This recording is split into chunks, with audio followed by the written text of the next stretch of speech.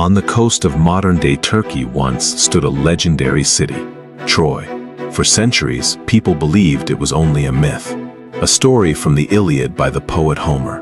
But in 1870, a German businessman named Heinrich Schliemann believed the legend was real. So he began digging, searching for the lost city.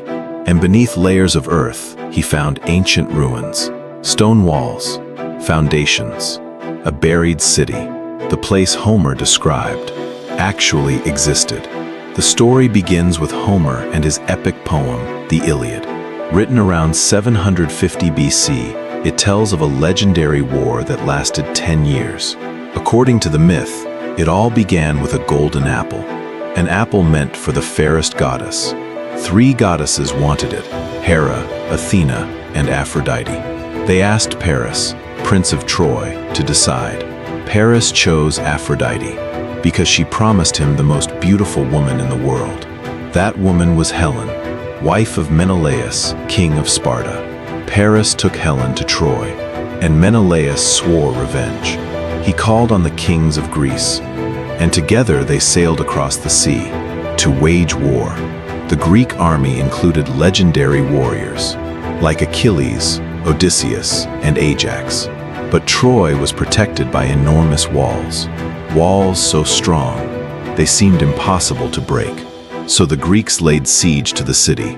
Year after year, the war continued. Among the defenders was Hector, Prince of Troy, the greatest warrior of the Trojan army. When Hector killed Achilles' friend Patroclus, Achilles demanded revenge.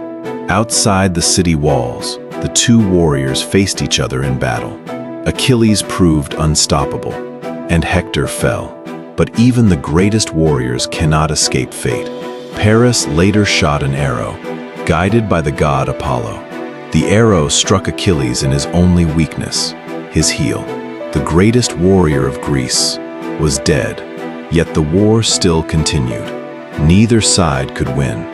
Then Odysseus had an idea, a plan based not on strength, but deception.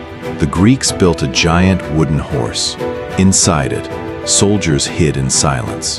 The Greek army pretended to sail away, leaving the horse behind. The Trojans believed the war was finally over.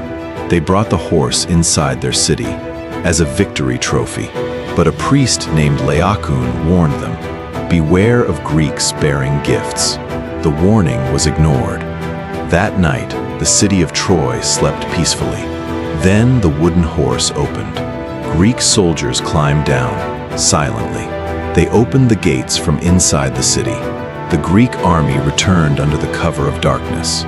Troy was defenseless. The city burned. Homes, temples, and palaces were destroyed. After 10 years of war, Troy finally fell. Only a few escaped. Among them was the Trojan hero Aeneas.